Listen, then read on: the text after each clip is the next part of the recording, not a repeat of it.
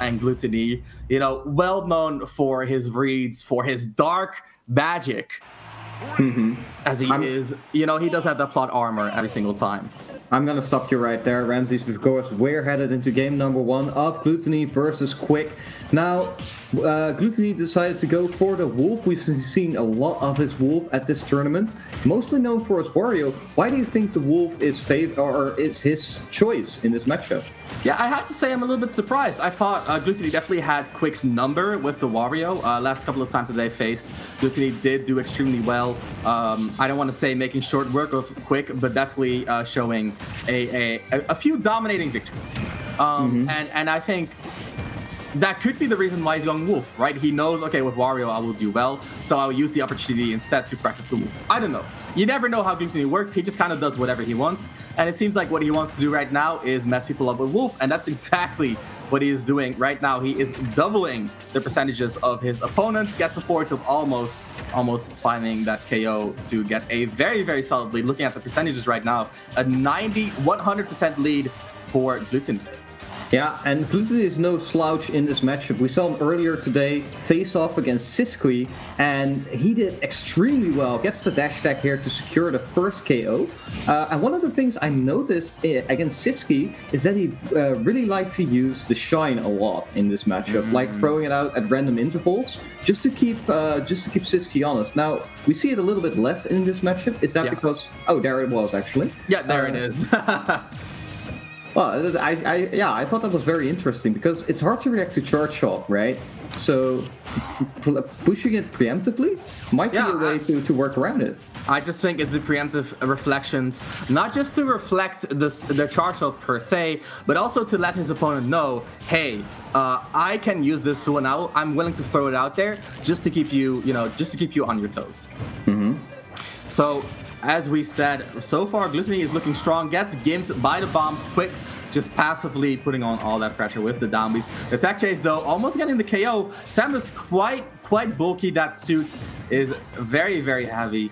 Yeah, like some of our friends say, Ramses, Wolf just has a lot of trouble killing, right? Yeah, Wolf definitely not the best at killing according to... Yeah, that was so hard. His opponent was only at 110. I have no idea how Glutonny did that, but somehow he made the KO happen just like that. Very, very well done. Of course, Wolf, one of the best characters in the game at killing, has a lot of tools at his disposal to find those final hits. Look at that. Damage wrecking also one of Wolf's specialties. Constantly putting on that pressure is Glutonny. Look at that. Immediate pressure, just not letting himself get grabbed. The landing forward air almost comboing into the down air as well. Could have actually finished it with a side B, but did not feel confident in the confirm right there. I really like what I'm seeing from Glutonny. He's using his air mobility to create a fill, just to move around the grabs, the charge shots, the different moves. It's so cool that you say that. It's so cool that you say that because Glutonny is a Wario specialist, right? He's always played Wario. It's his character. And what makes Wario so good? It's in large... Oh, okay. Let's forget that happened. Let's continue commentating. So in large part, it is going to be the airspeed, right? So Wario's airspeed is going to give him so much flexibility. And I think that is what makes his Wolf so deadly. All of his fundamentals apply to this same character because of those similarities in air maneuverability. Right, and Glutonny playing it out very slowly, finds the back air as soon as quiK tried to jump in. Yeah, he was fiending for that. He was definitely fiending for that final back air. We saw him back turned the entire time, empty hops, just finding looking for an auto cancel back air, maybe a landing back air, and then finally finding one of those in the corner. He was at 0%, right? So he didn't really have a lot to lose. Could really look for some of the opportunities, whatever quiK sent his way, he could immediately make use of it. Very well done by Glutonny, and I think that's one of the things that kind of is underrated about Glutonny, because a lot of people look at Glutonny, they're like, oh, dark magic, he's the wizard, he always has a plot armor, he's so lucky. I don't think it's any of those things. No. What I think Glutonny does is he always puts himself in a position where he can capitalize on big mistakes. So the way he capitalizes on reads is not by committing to them, it's by positioning himself in a way where he can commit them as soon as he sees the actual error that he was looking for occur. And I think that is what we saw right there. Like, he had the read that a burst range option was going to come out from quiK, but he didn't just start charging up smash. He instead jumped in a way that if the burst range option came out, he could get the final blow just like that. And I think that is what separates a high-level player from a top-level player. It's not about winning the interaction, it's about putting yourself in a good situation. From there, you have a higher chance of winning the interaction. And Glutonny kind of mixing that in with his personal reads, which are always extremely, extremely on point. Right, in terms of percentages, right? Because I'm a mathematician, I like to think in numbers. He's always looking for the optimal play in terms of this has the highest percentage of working. Not it's going to deal the most percentage per se, but if it only deals like 4%, that's fine, as long as he stays in that winning position. That's what it's all about in this game. Exactly, Nier. Spoken like a true Ramses esports student right there, talking about that rates of the moves in this game. I'm sure half the chat is familiar by now. There we have quiK establishing that long to mid-range already. A few little chip hits right there, but no big combo starter. But here comes Glutonny. Definitely is amazing at confirming his hits. We've seen that on Wario, and now we see it on Wolf. When he gets that first hit, he just tries to push, and he doesn't let up. The short hop empty with the reflector. And again, as you noticed, Nier, very sharp observation. A lot of preemptive reflectors just to show quiK, hey, you cannot dominate the neutral with charge shot. I'm going to throw it out there. And as long as you don't punish me, I'm going to keep using it. Yeah, and that also forces quiK to play very differently from what he wants to do, right? Samus usually wants you to come to them, but Glutonny is just taking his time. It's like he's playing Wario again, right? Wario normally has this mechanic where people have to come to him, otherwise you're gonna have to deal with Wolf. Well, Wolf doesn't have... Oh, the reverse hit on the up B? Is this gonna be... Okay, I thought the 2-frame was gonna come through, which is definitely, you know, one of those other times where Glutonny puts himself in a situation to capitalize on errors, but not this time. Glutonny just calmly recovering back to the stage. He's at 140, does not get caught by the down smash, survives the dash attack, just barely. And now quiK, again the reverse hits, almost getting the KO. How many times are you gonna let this happen, quiK? How does he keep finding these? All right, there's the charge shot. Exactly what quiK needed. Okay, this is a well-earned break for him. Now he gets to slowly start to work on that stock lead, because he has a little bit of a lead, and Glutonny has to come to him now. So what can he do? So that's a good start. Yeah. So one of the things that I really like about quiK's gameplay is that when anti-airing, right? So a lot of Samuses rely on a very simple gameplay. I use charge shot to control the ground. If you shield, I grab. If you jump, I forward air, right? But quiK likes to stay mobile. We talked about this before. The flexibility is key to his game plan.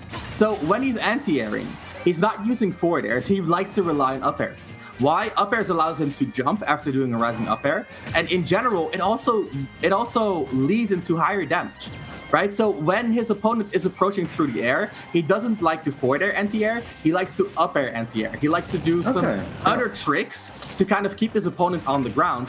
And I think that's what's showing here is when Glutonny's approaching, he's not really getting outguessed as severely as it might seem.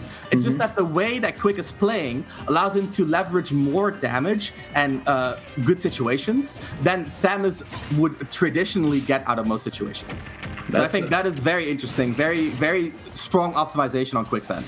Wow, okay, that's very interesting to look at indeed, but what's also interesting here is that quiK has made it all the way up to the 200 percentage. And an unfortunate SD there from Glutonny, but, you know, it could have just been quiK finding that KO option just now. So it doesn't really make that much difference in the large sense of the word. Yep, I get what you mean. And here we see those up air anti-airs time and time again, putting himself in good situations, and we can really see that those optimizations coming in big for quiK. Here's the down throw at 212%, now at 223. It's looking impossible for Wolf to get a kill. Maybe those friends of us were right near.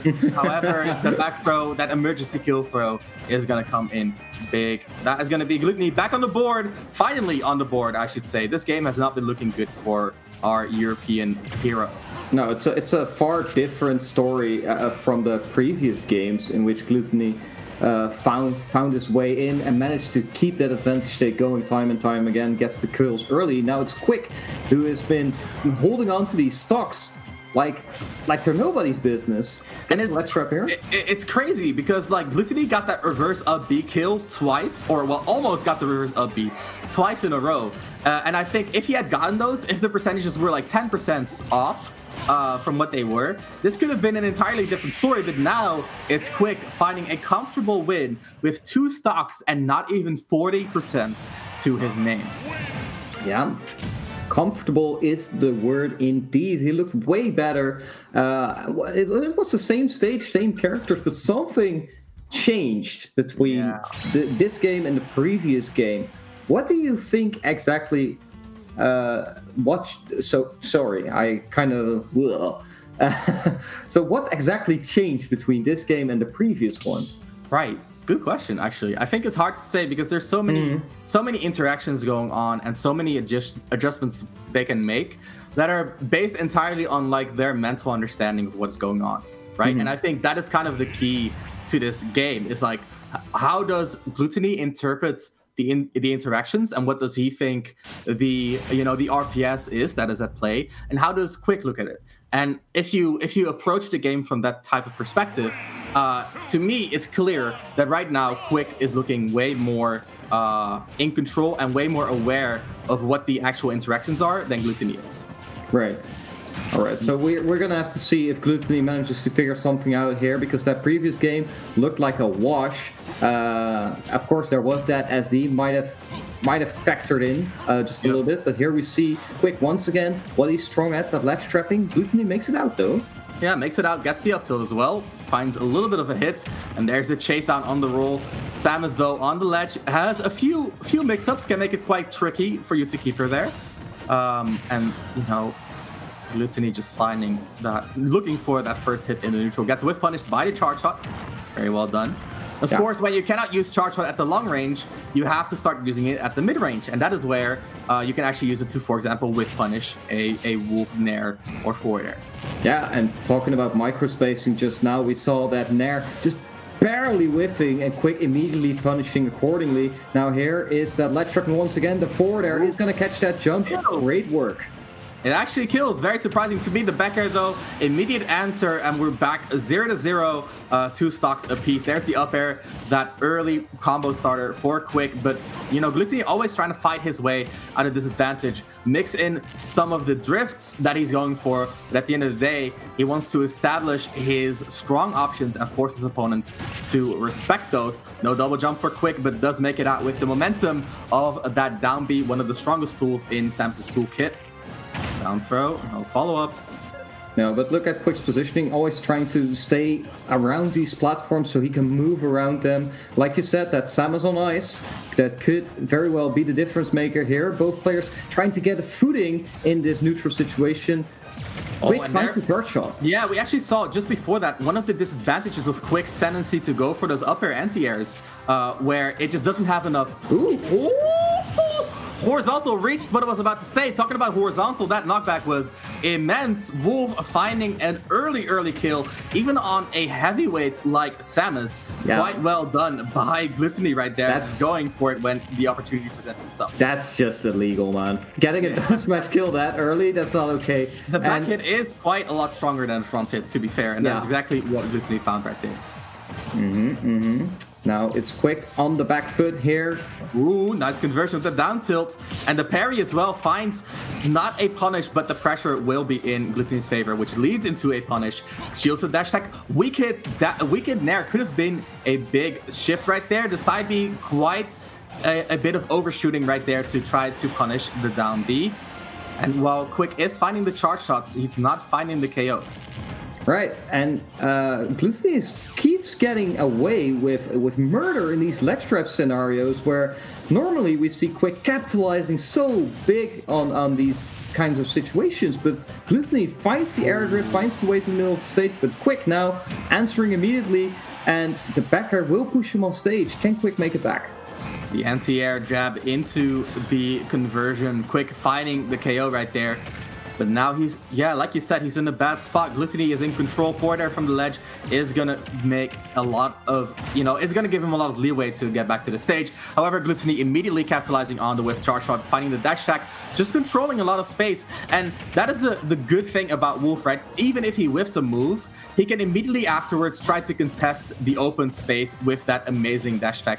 Very, very good at playing those footsies right there. The Nair, not going to quite KO, but it is going to start becoming close, a little bit too close for comfort. The down tilt sending the wrong way. Yeah. And the dash attack, like I said, just occupying that space so very well. Glutonny, again, even after the last game, that it looked so, so good for quiK. He had 2 stocks, low percents. He looked cool, calm, collected, in control of the situation. But now Glutonny immediately saying, hey, I caught on to what you're doing, and I'm here to win that prize. Right, and you were talking about the understanding of the game, and it looks like Glutonny has figured something out between Game 2 and Game 3. Now he's taken a comfortable 2-1 lead, which is very important, right? Because it gives you that extra game to work with. If things go wrong in Game 4, you get Game 5. Yep. And both these players are used to playing these long sets, so there's not necessarily an advantage here or there. But, well, let's talk again in numbers, right? Because imagine it's a 50-50 scenario where one player wins or the other player wins and they're equally matched. Mm-hmm. Having 2 games is definitely a better situation than only having one chance. Yeah, for sure, for sure. It just gives you that much more leeway, and of course the human element of adaptation. Glutonny right now looking strong, actually harassing even at the long range where Samus wants to be with that laser, and that's just going to make it a little bit harder for quiK to find, like you said, those situations that he usually plays around where the opponent is forced to come to him.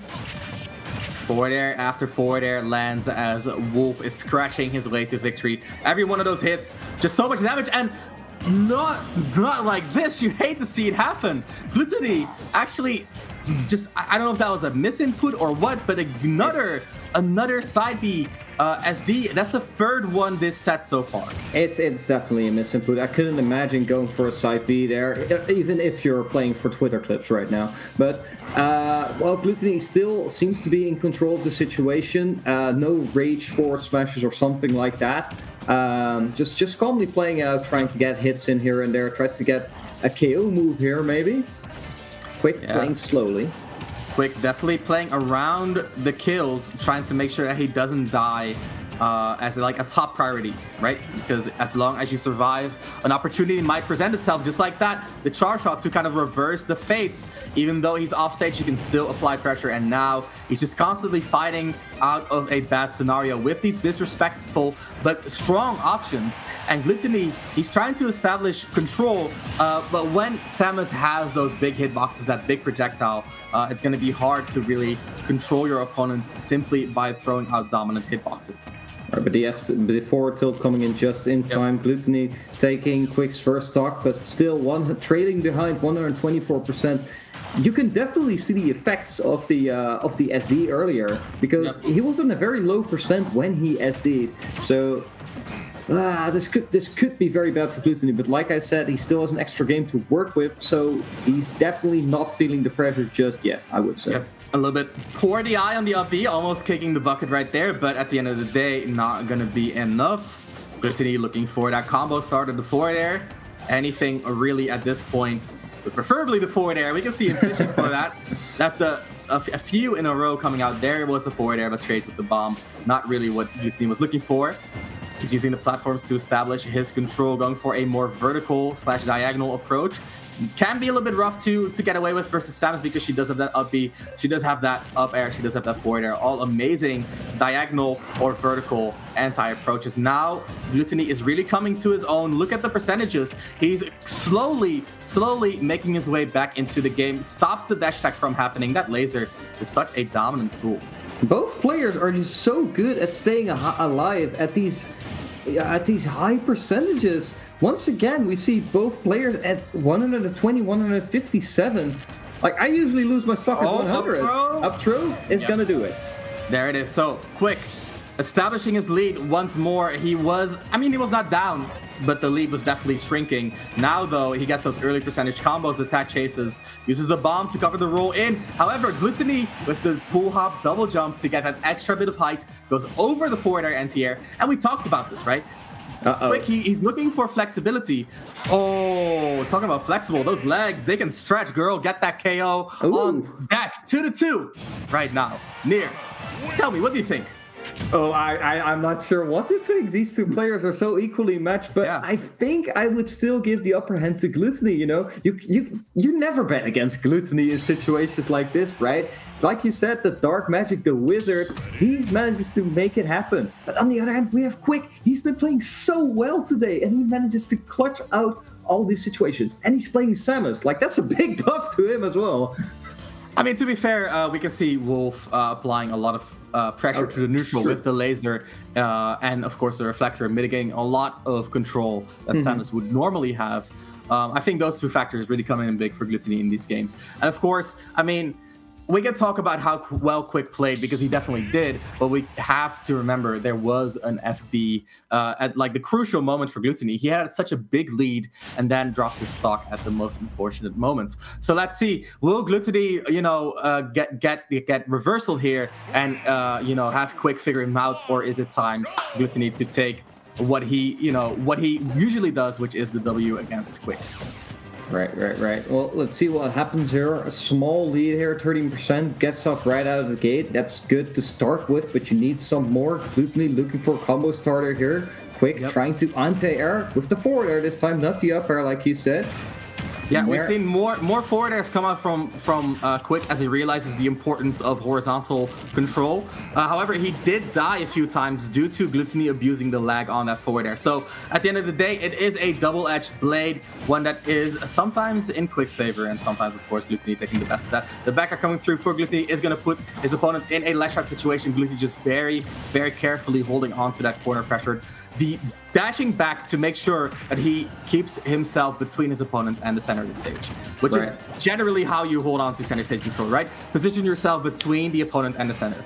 Yeah, and Glutonny and quiK both have been doing that time and time again, always trying to stay in the middle of the stage. Now, quiK on the ledge once again, but he has been finding his way out of these scenarios, this time with the forward air. It's out the forward air, but not a lot of control as a result. Glutonny immediately finding his way back to neutral. Now gets caught on the ledge. The bombs are coming out again. And the charge shot feint actually leading into a jump read, which leads into a kill. quiK with this big play. Great feint right there, making sure that he finds that final hit. Right, and that might be exactly what quiK needed, right? Because now he gets to build on a lead. That down tilt is going to put Glutonny in a terrible situation. The dash attack is gonna knock him away. 85% already on Glutonny. Yeah, the damage is wrecking. This is looking rough. The down slash not gonna KO in that type of scenario. No two-frame with the forward tilt either. Now it's looking rough for Glutonny. Look at the damage differential. Oh god, the up B, not the greatest of the eyes. Almost being the end for Glutonny again. Grab whiffs, gets dash attack, and that is gonna be the stock equalizer. Glutonny back in the game. It's 100%, but we've seen the damage potential coming out from Glutonny. He can really push a single hit as far as he really wants to. But talking about pushing, that back air just pushing the lead into almost unsurmountable, you know, ranges. quiK just making sure that the stock gets taken as early as possible. 100% is quite early, especially for a character like Samus. That is more of a zoner-based character, but the back air sweet spot just so lethal. So it's our French hero on his last stock, while our German hero is still sitting comfortably on 2 stocks. Is Glutonny able to bring this back? Because this is quite a deficit, but we've seen what Glutonny can do, and already he's building it up. We already see Samus in the reds. This might be very dangerous for quiK. He needs to play this very carefully.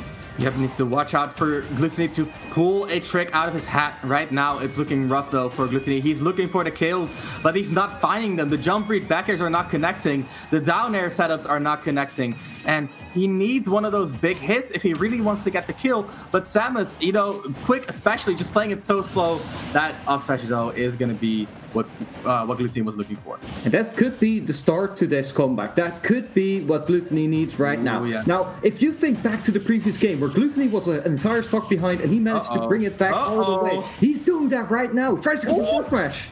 Doesn't get it. Yeah, doesn't get it, but he doesn't get punished either. Instead, finds a punish on quiK, almost gets the down smash, and now Glutonny, he's swinging. He's going for blood forward air to Becker, almost connecting. That might have been curtains if that was just 1 or 2 frames quicker. And Glutonny, he's quickly even up the stocks. Nair anti-air, almost the end of Glutonny, the jump air dodge, and finding his way back to the ground. Here's the up tilt again. quiK, Nair, we're in this game 5 last hit scenario. It's crazy. Glutonny, he's looking for the final hit. He's looking for the forward smashes. He does not want to get read by these anti-airs. quiK is so lethal. No 2 frame. The back air, weak hits. quiK is off stage once again. Might this be the ledge trap that Glutonny needs? No, he doesn't quite get it. Once again, the forward air to get out of this spot. quiK has the ledge trap this time. The bombs are coming out. The charge shot is being charged to forward air. Doesn't that? Oh my god!